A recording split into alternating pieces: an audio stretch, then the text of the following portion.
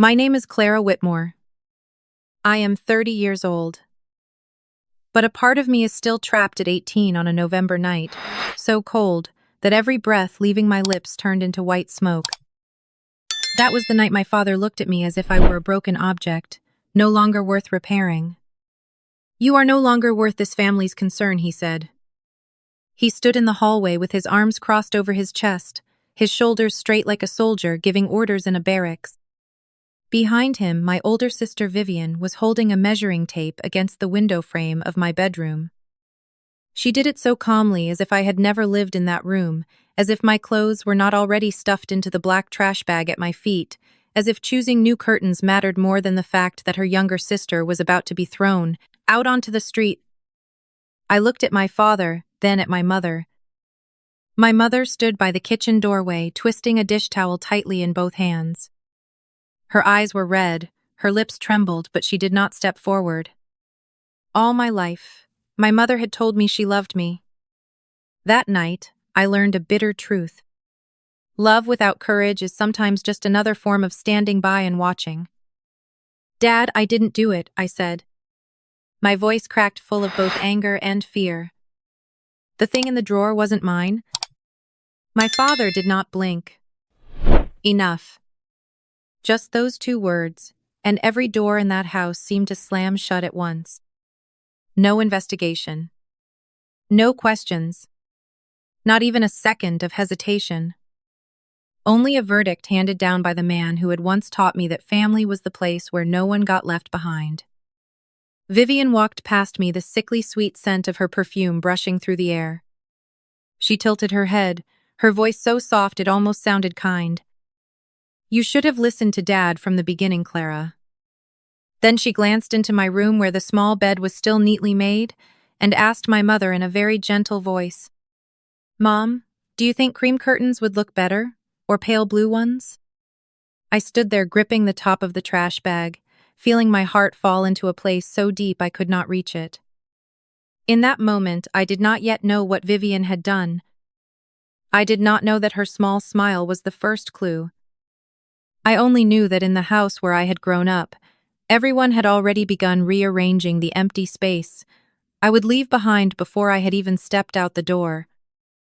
If you have ever been misunderstood without being given a chance to explain, comment, "I understand," and subscribe to the channel to follow the rest of this story. I dragged the trash bag down the stairs. Outside, the cold wind swept across the porch and slipped straight through the thin sleeves of my shirt. My old Honda was parked in the yard, its windows covered with a dull layer of fog. I had $42 in my wallet, a phone almost out of battery, and no one to call. When I opened the car door, my mother burst into tears. I turned back, hoping she would run to me. Just one step would have been enough. Just one sentence would have been enough. "Don't go. I believe you. Come back inside first." But my mother only stood there. My father looked past my shoulder as if the darkness in the yard was more worth seeing than his own daughter. I got into the car and shut the door. The sound was very small, but to me it felt like an old life being locked outside. I turned the key. The engine coughed, then started.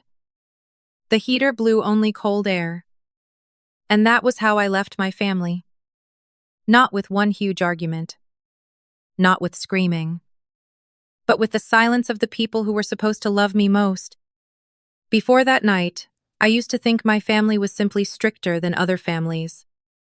I told myself my father was harsh because he had once been a soldier, because he was used to living with orders, discipline, short answers, and shoes lined up perfectly beneath the bed. I found every possible excuse for his coldness, because a child would often rather blame herself than admit that the adults in her home did not know how to love properly. My father, Martin Whitmore, had served in the Marine Corps. He brought the entire barracks home with him to our house in Dayton, Ohio. Lights had to be off on time. Chores had to be done according to the chart taped to the refrigerator. Everyone had to be present at dinner, and no one was allowed to get up before he put down his fork. If he asked a question, we answered. If he stayed silent, we were expected to understand silence too. In my house, peace did not come from love. It came from making sure no one upset my father. My mother, Elaine, was the kind of woman outsiders would look at and think was gentle. She baked for neighbors, when someone died, remembered every relative's birthday, and always leaned down to fix my collar before school. But whenever my father became angry, she shrank into something like a shadow. She could put a hand on my shoulder afterward and whisper that everything would be all right, but she never once stood between me and his anger. I loved my mother. That made the truth hurt even more. Because some people wound you not through what they do, but through all the times they do nothing. Vivian was different. My older sister was 2 years older than me, beautiful, clever, and very good at pleasing my father. She did not need to be the best student in class. She did not need to work the hardest at home. She only needed to nod at the right moment, say yes sir in the right tone, and stand on the side of the stronger person before the battle even began. In my father's eyes, Vivian was the sensible daughter. I was the daughter who always asked why. I asked why girls had to clean the kitchen while male cousins who came over were allowed to sit and watch football. I asked why when Vivian broke a vase, it was called an accident, but when I forgot to take out the trash, I was called irresponsible. I asked why my mother always told me to let it go, even when I was the one who had been hurt first. Those questions got me labeled stubborn. But the truth was, I was only trying to find a place for myself inside my own home. At school, I was not a bad kid. I made the honor roll. I worked weekends at a sandwich shop, so I could buy my own books and pay for gas for my old Honda. My homeroom teacher once told me I had the eyes of someone who did not give up easily. I held on to that sentence for a very long time, like a small piece of paper hidden inside my heart, because no one at home ever said anything like that to me. In the Whitmore house, a child's worth was not measured by effort. It was measured by how easily that child could be controlled.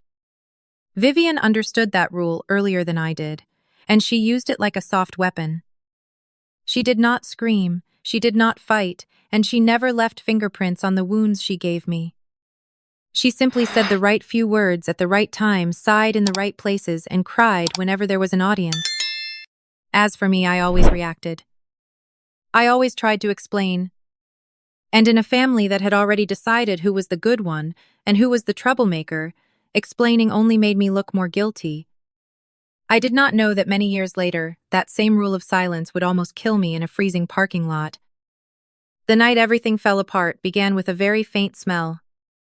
I still remember sitting at my desk finishing my English essay when my father stood at the bottom of the stairs and called my name. It was not his normal voice. It was the kind of voice that made the entire house hold its breath. Clara. Come downstairs.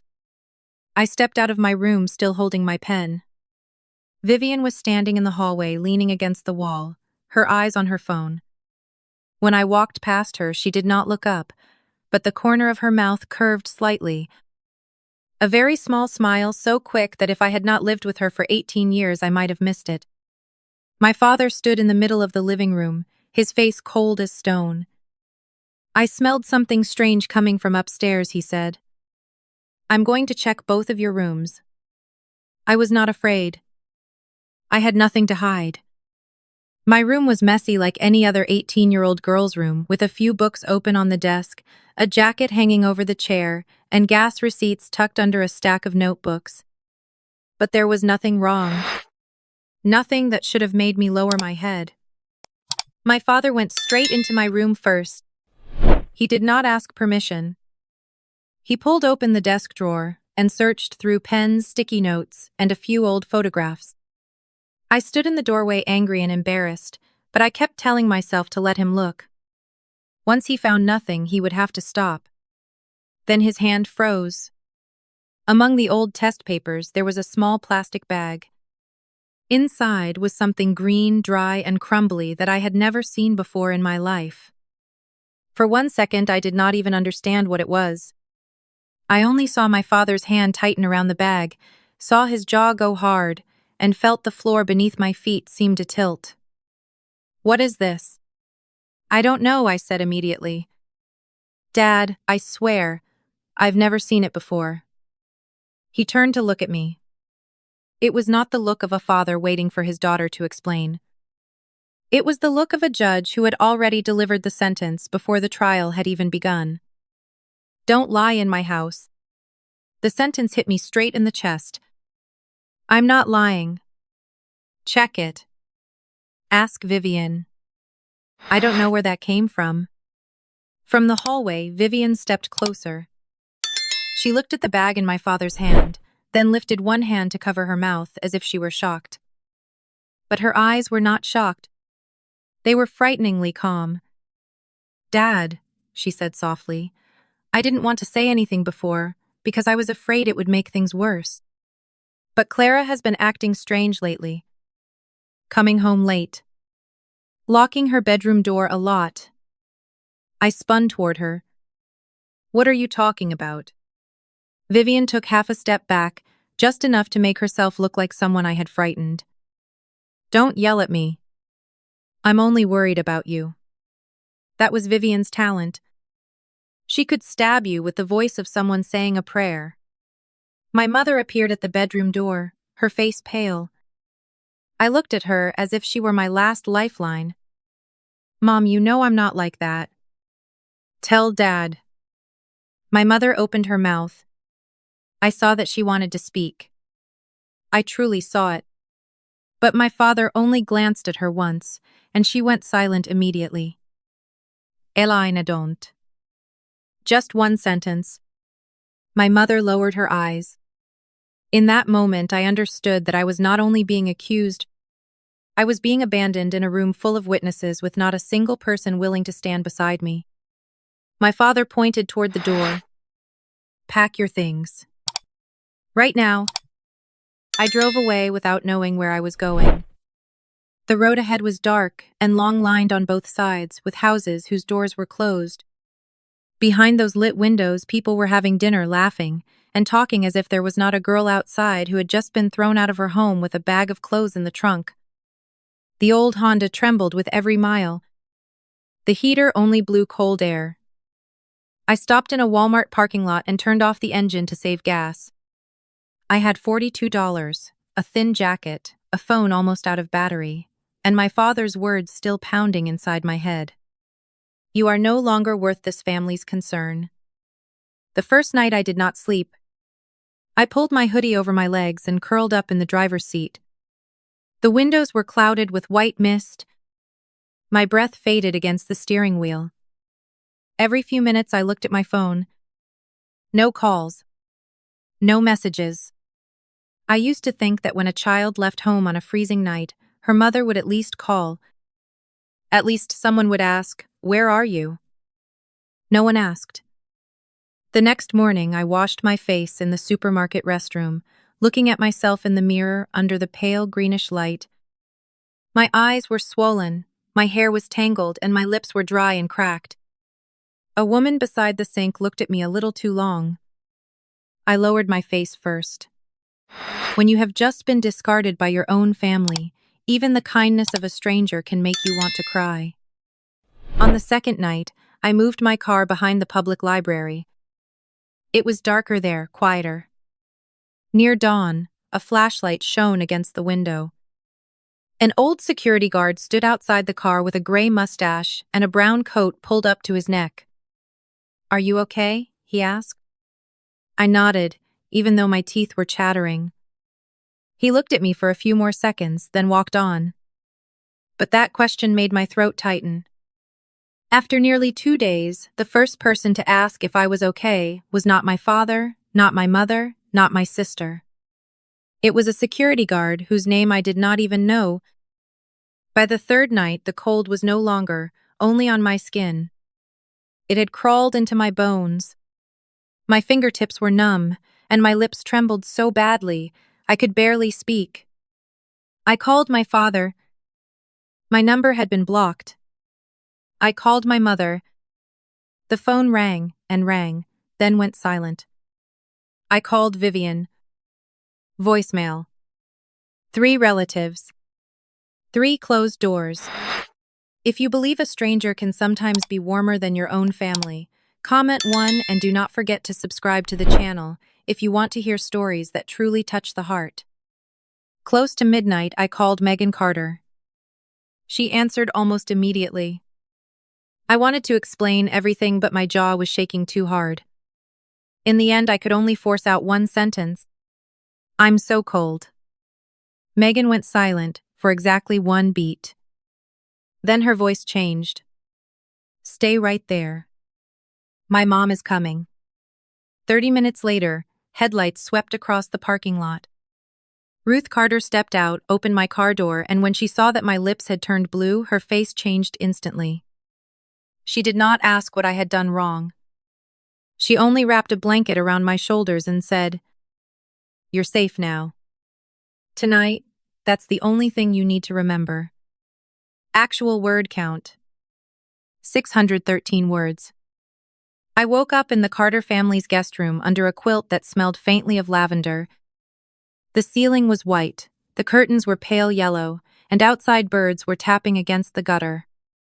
For the first few seconds, I did not remember where I was. I only felt my body warming up, my hands no longer numb, and a strange, quiet emptiness inside my chest. Then everything came back. The hallway in my house, my father's face, the black trash bag, Vivian measuring the curtains, my mother standing still in the kitchen doorway, 3 nights in the car, 3 unanswered calls.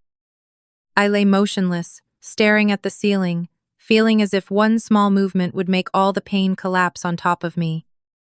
But downstairs, I heard the soft clink of dishes, and then the smell of hot oatmeal drifted up the stairs.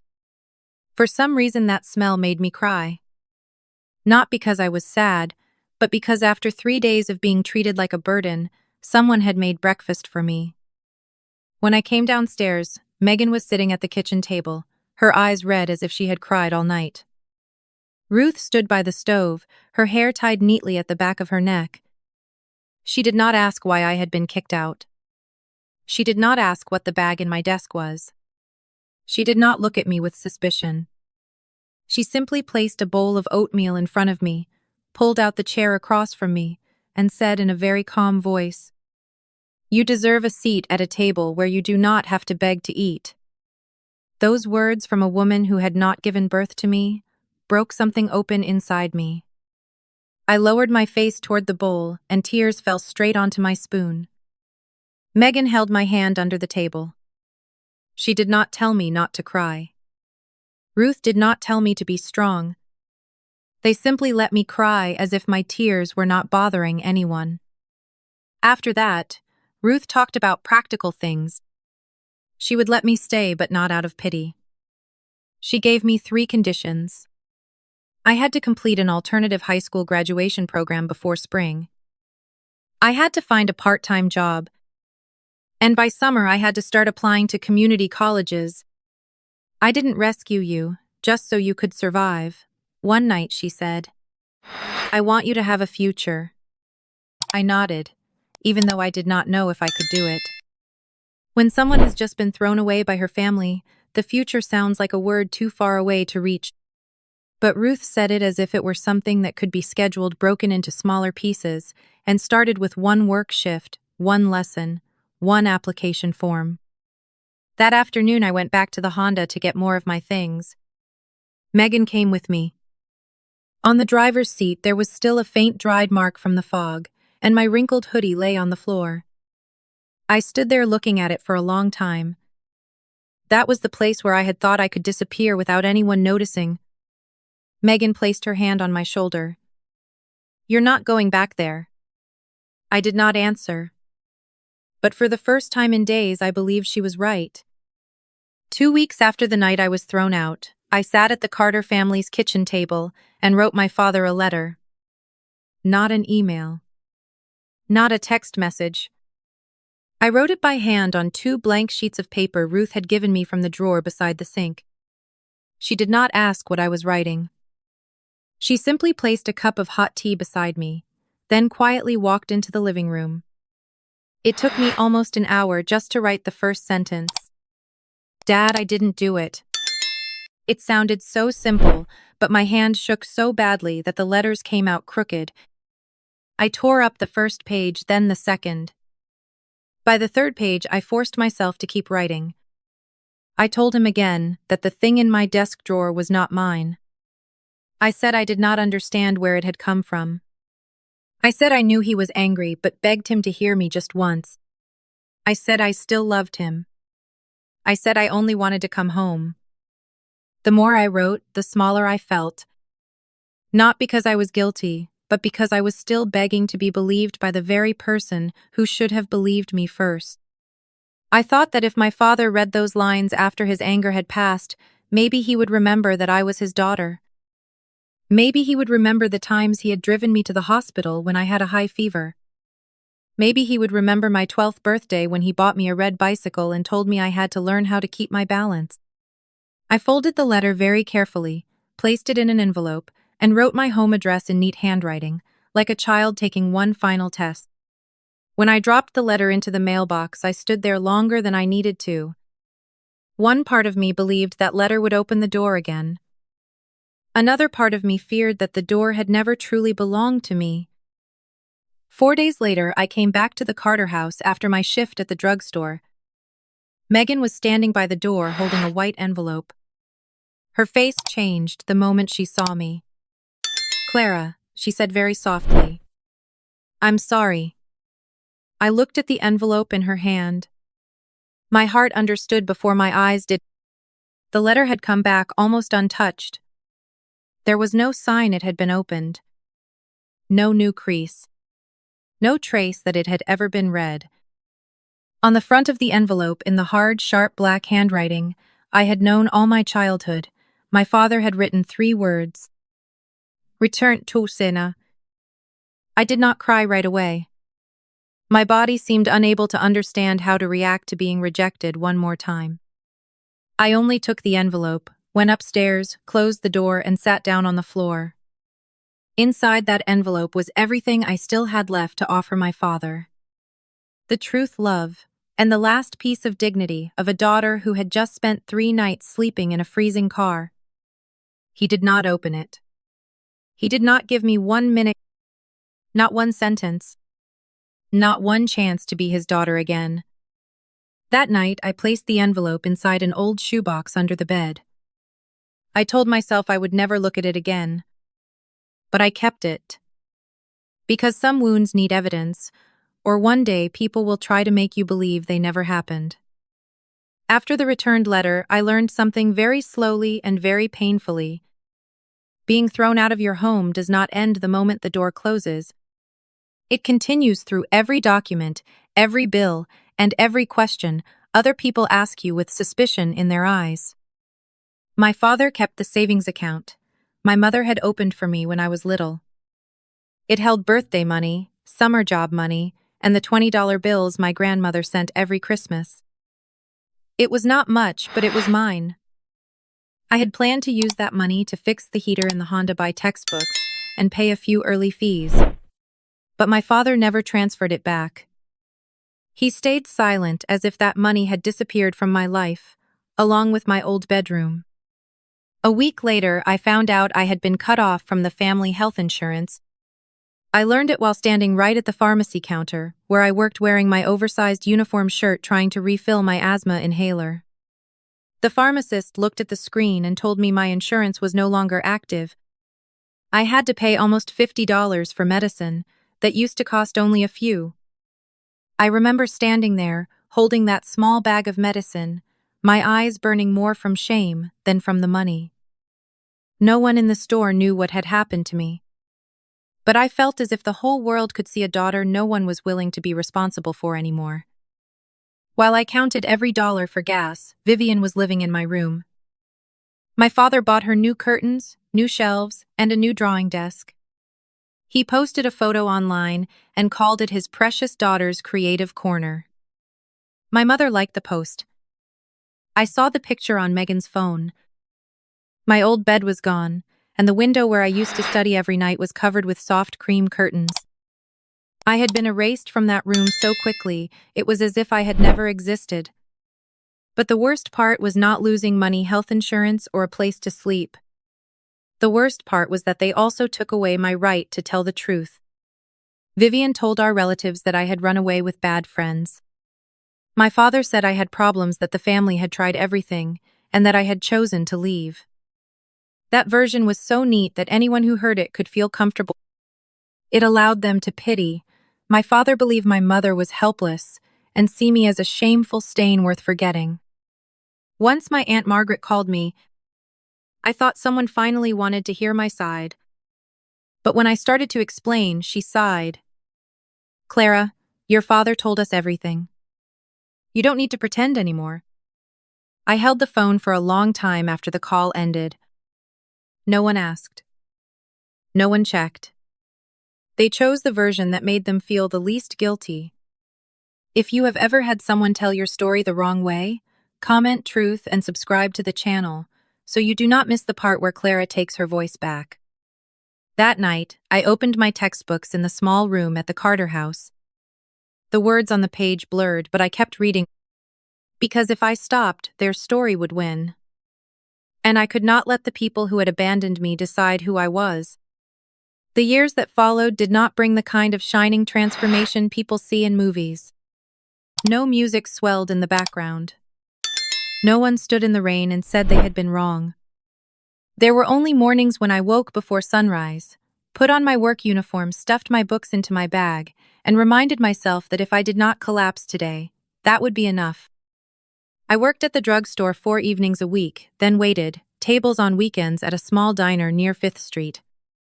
Some nights I came back to the Carter house after midnight, my feet aching so badly that I had to sit on the stairs just to take off my shoes.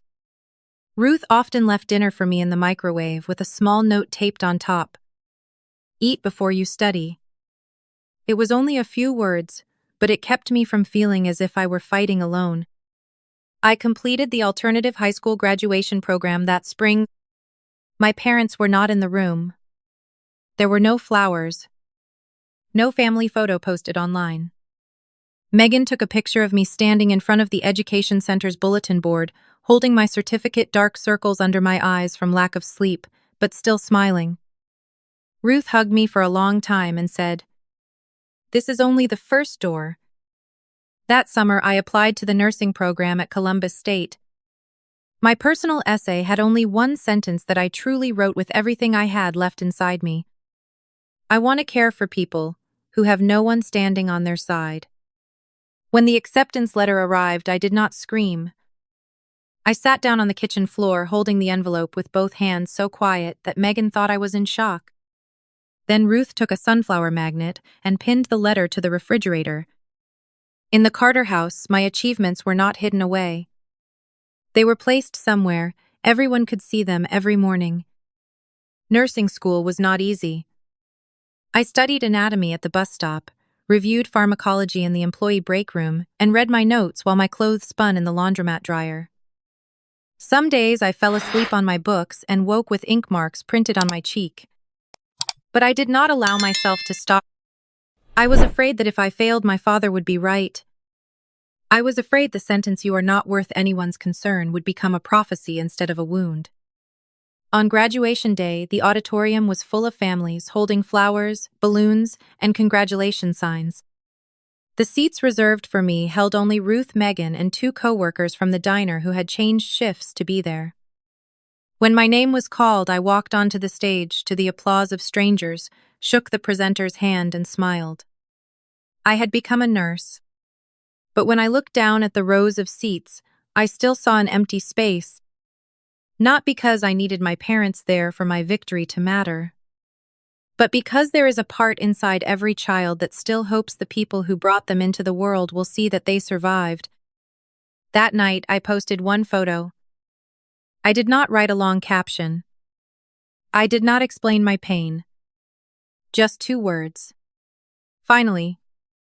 Ruth looked at the picture and said my mother would probably cry if she saw it.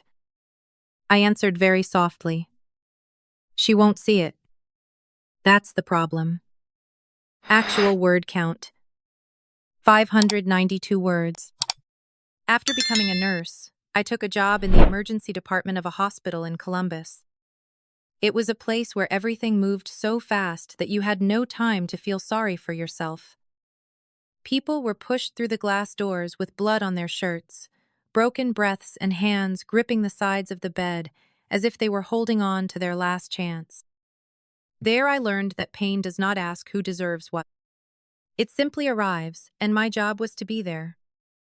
I loved that work in a strange way. 12 hours, almost constantly on my feet, cold coffee lunches eaten in 5 rushed minutes, the sound of heart monitors following me even into sleep. But every time a patient held my hand and asked, "Am I going to be okay?" I remembered the night in the Honda. I remembered staring at my phone while no one called back. So I always answered with my eyes before I answered with my mouth. I wanted them to know someone was there. A doctor in the department named Nathan Hayes noticed that he was not the kind of man who gave praise easily.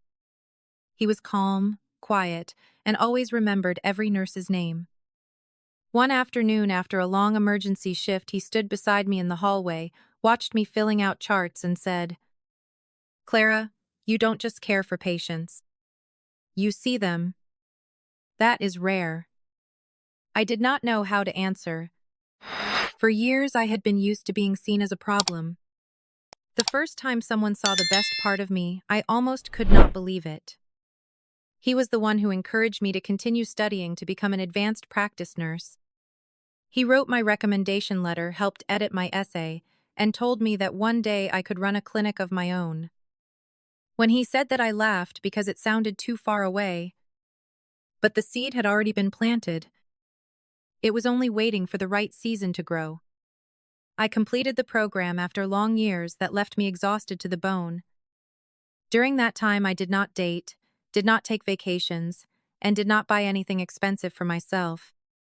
I lived like someone building a bridge over a deep canyon, one plank at a time. I did not know what waited on the other side. I only knew that behind me was the house where my name had once been erased. The idea for the clinic began with a homeless veteran patient.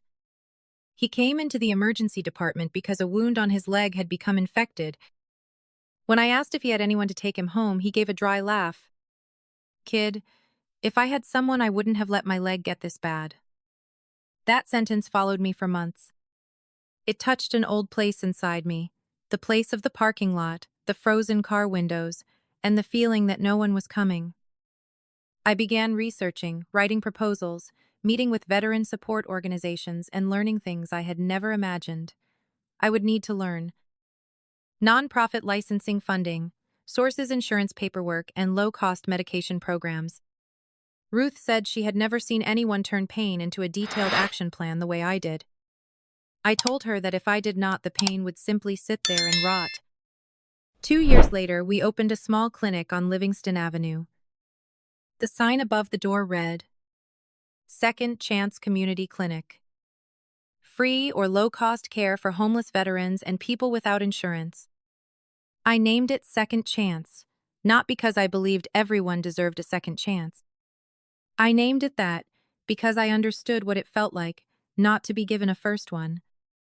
On the first day we opened, an older man walked in his worn knit hat, pulled low over his forehead. He hesitated at the door, as if he was afraid he did not belong there. I stepped out from behind the reception desk and said, "Come in. Here you don't have to prove you deserve help." When I said those words, I knew I was not speaking only to him. I was also speaking to the 18-year-old girl who had once sat in a freezing car, wondering if her life was still worth anyone's concern. I had thought the truth about that night would die with the silence of the Whitmore family. There were years when I forced myself to accept that no one would ever stand up and say Clara was innocent. All I had left was my memory, the returned letter in a shoebox, and the cold that sometimes came back whenever the weather changed. Then Megan called me on a Thursday evening. Her voice sounded strange. Not panicked, not joyful, but tense, like someone holding something sharp in her hand. "Clara," she said, "I found something. I don't know if I should send it to you." I was standing in the kitchen, still holding a glass of water. When I heard that sentence, a part of me understood before she even continued. Megan explained that she had just transferred data from her old high school phone to a new one. While going through her messages, she found a conversation with Vivian from years ago, right in November, the month I was thrown out. One short message. Careless. Heartless. Almost joking. She read each word slowly, and the kitchen around me seemed to disappear. Good thing I moved my stuff into Clara's desk just in time. Dad is about to lose it. Then came a laughing emoji. I said nothing. The glass in my hand turned cold. The walls, the countertop, the ceiling light, everything became terrifyingly still. I thought I would scream. I thought I would cry. But when the truth arrives too late, sometimes it makes no sound. It simply opens an old room inside you where everything remains exactly as it was on the day it was abandoned. Megan, I said very softly, send it to me. 1 minute later, the screenshot appeared. Vivian's name was at the top. That line sat inside the message box, like a small knife that had been misplaced for years. No more guessing. No more instinct. No more wondering if I had been too sensitive or trying to blame someone else. Vivian had put that thing in my desk. Vivian had stood in the hallway and watched my father throw me out of the house. Vivian had measured curtains for my room before I had even dragged the trash bag down the stairs. Do you think Clara should make the evidence public or stay silent and move on? Comment 1, if she should reveal it. Comment 2, if she should stay silent, and subscribe to the channel before we step into the moment when the truth explodes. I saved the screenshot in a separate folder. I did not send it to my father. I did not call my mother. I did not text Vivian. I only sat down at the kitchen chair, placed my phone face down on the table, and breathed like someone who had just been pulled up from the bottom of the water. The truth did not give me back my 18-year-old self. It did not give me back the 3 nights in the car, the unanswered calls, or the years I had spent living like someone guilty. But it did one very important thing. It reminded me that I had never been crazy. I had never invented my own pain. And if Martin Whitmore ever dared to step back into my life, carrying his fake version of the story, I would not only have my memory, I would have proof. Everything stayed quiet for a long time after I received that screenshot. I still went to work, still opened the clinic every morning, still sat with veterans who had no home to return to, still signed funding documents until my hand ached. Some truths are strong enough to bring down an entire family, but when they sit inside your phone, they feel only like a cold stone. You know it is there. You know it is heavy. But you are not always sure you want to throw it at anyone. I did not go looking for my father. I did not need his apology for my life to continue. After many years, my life had taken its own shape. I had a small apartment. I paid for myself Ruth and Megan coworkers and patients who called me the first person who had ever truly listened to them. I no longer woke up every morning to prove Martin Whitmore wrong. I woke up because someone needed me to be on time. Then one evening after a long shift, I opened LinkedIn on the sofa, only intending to answer a few work messages. Among the usual connection requests, one name made my heart stop for a second. Martin Whitmore. I stared at the screen for a long time.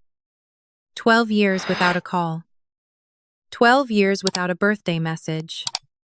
12 years of letting our relatives believe I was the ruined daughter who had chosen the streets. And now his name appeared in my inbox as if one click could simply reopen the past.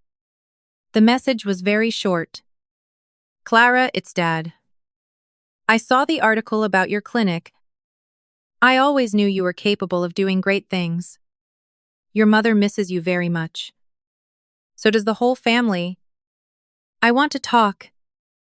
I read the sentence I always knew again and again. A very slow anger rose in my chest. Not the kind of anger that makes people break things. It was a cold kind of anger, deep and clear, so sharp that every word in his message seemed to stand out more clearly.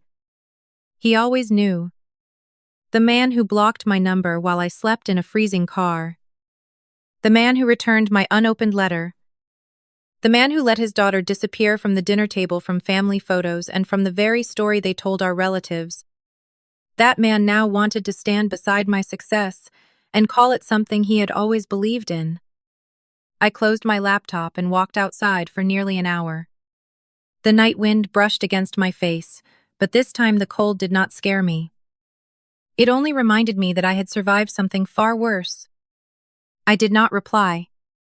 Not that night. Not the next day. I left the message sitting there like something dangerous that should not be touched too soon. But Martin Whitmore had never been good at waiting. 2 weeks later, he sent another message. This one was longer, more confident, as if my silence were a door beginning to open. The family would really like to hear from you. Aunt Margaret still asks about you. Your mother has read that article many times. Vivian mentioned you too. Maybe it's time for us to heal. Vivian mentioned me too. I almost laughed. Not because it was funny, but because some sentences are so absurd that even pain has to stop and stare at them. I called Megan. After listening, she went quiet for a moment, then told me my father had shared the article about the clinic online. He had written, "A proud father's moment." I placed the phone on the table, and finally I understood. He had not come back because he missed me. He had come back because I had become a beautiful story, and he wanted a place inside that beautiful version. I sat in front of my computer for a long time without typing a single word. Outside the window, the city of Columbus was sinking into pale yellow light, and cars passing over the wet road left long streaks behind them. I had once imagined that if my father ever came back, I would scream in his face. I would ask him if he knew how cold that night had been. I would ask if he had ever lost sleep thinking about his daughter in that parking lot. But when that moment finally came, I felt strangely calm. Not because the pain was gone, but because I was no longer the 18-year-old girl standing on the porch, waiting for a man to decide whether she deserved to be believed. I had a home. I had work. I had people who looked at me without needing me to prove myself. I was not writing this letter to ask to come back. I was writing it to return the truth to where it belonged. If it were you, what would you write to the person who once abandoned you? Leave one sentence in the comments and subscribe to the channel if you want to hear the rest of emotional twists like this. I opened a blank page and began with the date. On the night of November 14th, when it was 26 degrees outside, you told me to pack my things. You did not ask whether the thing in my drawer was mine. You did not let me explain. You only looked at me like a mistake that needed to be removed from the house as quickly as possible. The first night I slept in a Walmart parking lot. The heater in the Honda did not work. I covered my legs with my jacket curled up in the driver's seat and stared at my phone for hours, waiting for a call from home. No call came. The second night, a security guard at the library knocked on my window and asked if I was okay. Do you understand that a stranger asked the question that you, Mom, and Vivian never asked? The third night I called you. My number had been blocked. I called Mom. No one answered. I called Vivian. Only voicemail. After that I called Megan. Her mother drove through the night to pick me up when my lips had turned blue and my hands were stiff with cold. A mother who did not give birth to me saved me from the night my blood family abandoned me. I wrote you a letter 2 weeks later. I said I had not done it. I said I loved you. I said I only wanted to come home. You sent it back unopened. On the envelope in your handwriting were the words, "Return to, sinner." I stopped there for a long time. My eyes burned, but I did not cry. Some sentences, once written down, do not make the wound disappear, but at least they stop being buried inside you. Then I continued. You missed everything. The day I completed my graduation program, the day I entered nursing school, the day I graduated and looked down at the seats where there were only Ruth, Megan, and 2 co-workers. The day I became an advanced practice nurse. The day I opened a clinic for homeless veterans, for people who understand what it feels like to be forgotten by both country and family. You said you always knew I could do it. No, you did not. Knowing requires presence. You were absent for 12 years. Finally, I attached 2 pieces of evidence. One photo of the old envelope still intact, still returned. And the screenshot of the message Vivian had sent Megan that year. Good thing. I moved my stuff into Clara's desk just in time. Dad is about to lose it. I wrote the final line with very steady hands. I do not hate you, but I will not give you the reunion you are looking for. You did not find me because you missed me. You found me because my name appeared in the newspaper and you needed a new story to tell. I will no longer be a character in your story. I am my own story. I read it one more time. Then I pressed send. I do not know when my father read that letter. I only know that I closed my laptop, placed both hands on the table, and sat still for a long time in my small apartment. Outside, the city kept living. Cars kept moving. Lights kept shining. Someone was laughing in the apartment next door. And I felt as if I had just stepped out of a room that had been locked for 12 years. That night I did not sleep. Not because I regretted it. I did not regret it. But my body still did not understand that the truth had already been sent. It kept waiting for a door to slam, for a voice to shout for some kind of punishment like in the old days. Some fears may leave the old house long ago, but the old house does not leave your body that quickly. The next morning I went to work as usual. I checked the blood pressure of a veteran named Earl, helped another man fill out an application for medication assistance, and listened to an elderly woman tell me that her husband had slept under a bridge for 3 months before finding temporary shelter. I nodded, took notes, smiled, but in the pocket of my white coat my phone felt as heavy as a stone. No message from my father. No call. No angry words. No apology. 2 days later, Megan called. Clara, she said, her voice very quiet. I heard something from Aunt Margaret. I was standing in the clinic supply room holding a box of bandages. I did not answer. Maybe because some part of me already knew the story had not ended when I pressed send. Megan said my father had read the letter in the living room. My mother was in the kitchen. He sat in his old armchair, the same chair where I had once seen him watch football, fall asleep after dinner, and sit like a wall whenever I tried to explain anything. He opened my message on his phone. At first my mother heard nothing. No heavy breathing. No cursing. No calling Vivian's name.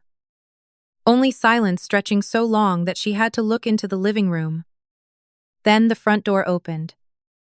My father walked across the yard and went straight to the blue truck parked in the driveway. He got into the driver's seat, but he did not start the engine.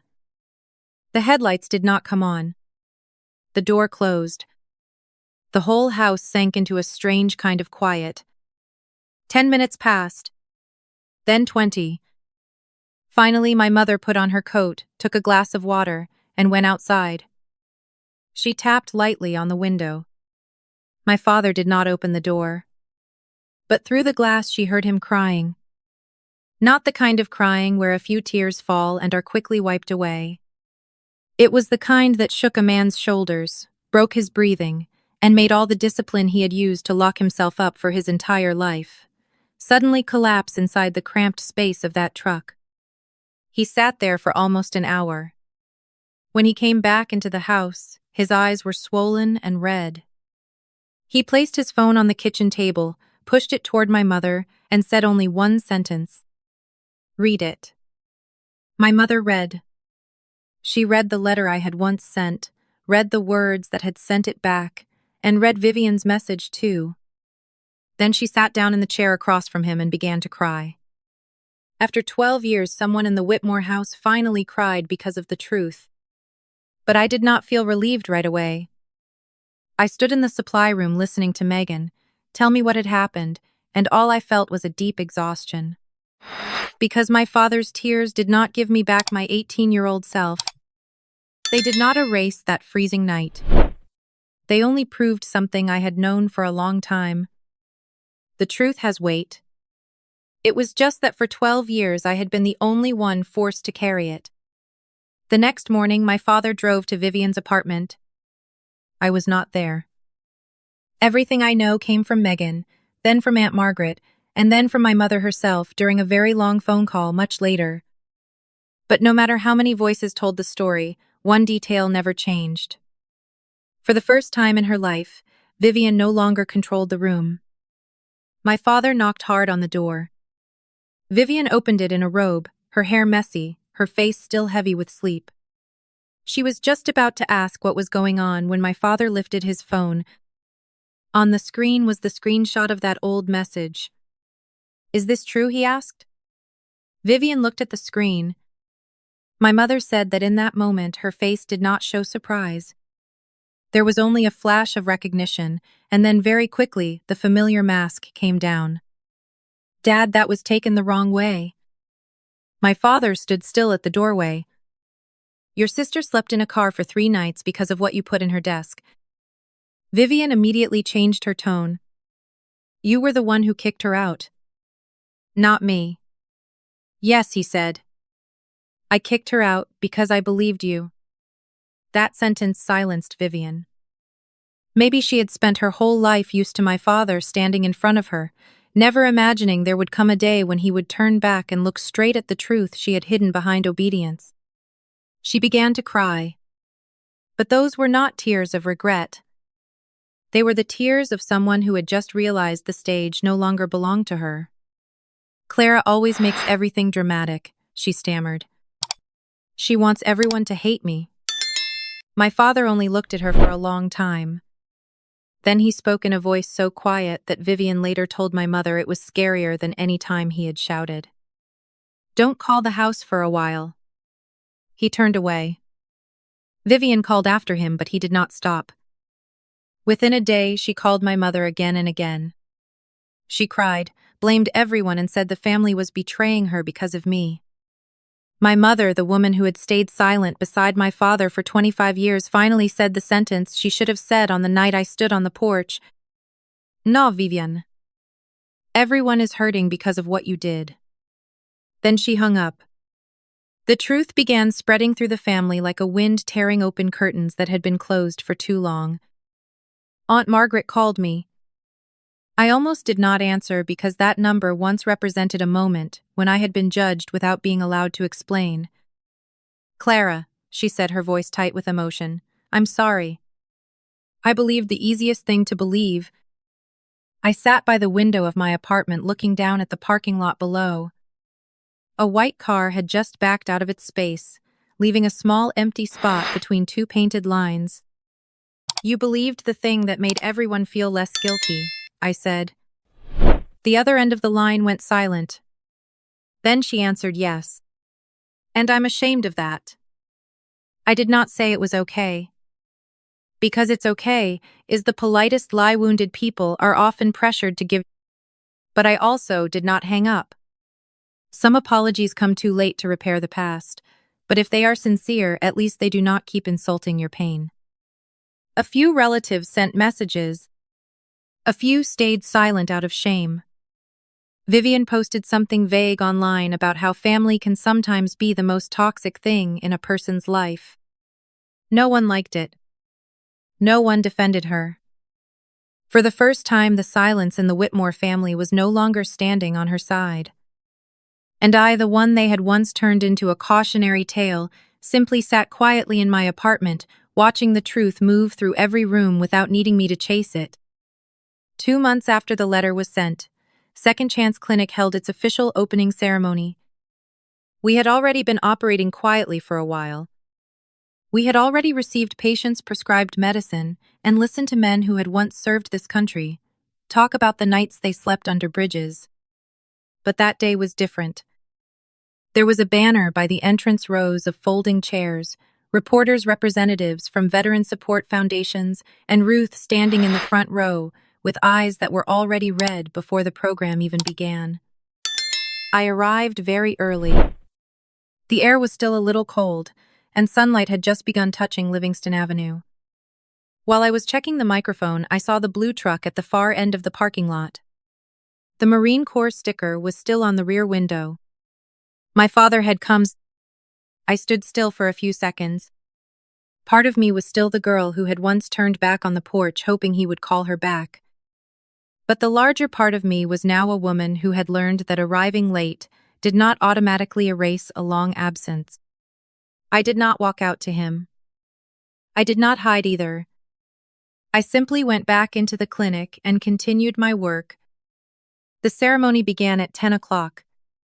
Dr. Nathan Hayes gave a short speech about the gap in healthcare for veterans. Ruth cut the opening ribbon, her hand trembling so much that I had to place mine over hers.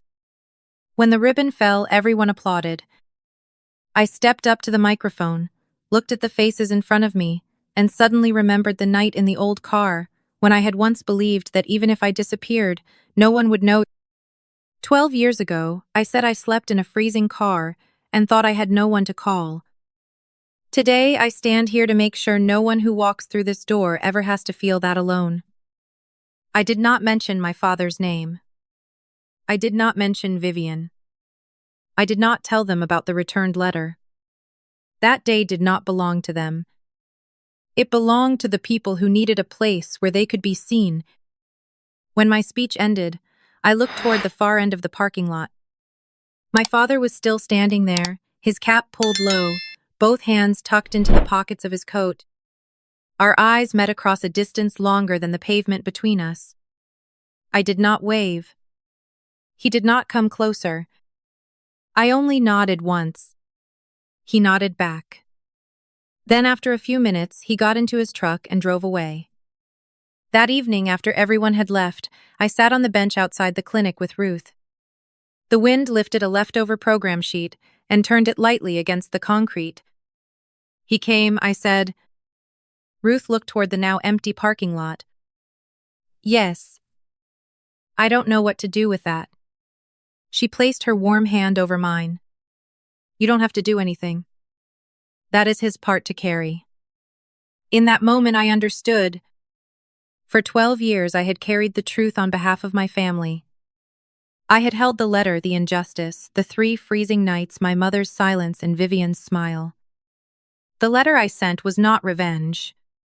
It was the way I set the burden down and said, "This belongs to all of you now, not only to me." If this story reminds you of someone who needs to be rescued from silence, share it with them, comment worthy, and subscribe to the channel to hear more stories about justice that arrives late. Now my father sends emails from time to time. I answer when I can. My mother meets me at coffee shops, still awkward, still late, but at least she is learning not to hide behind fear. Vivian has never apologized.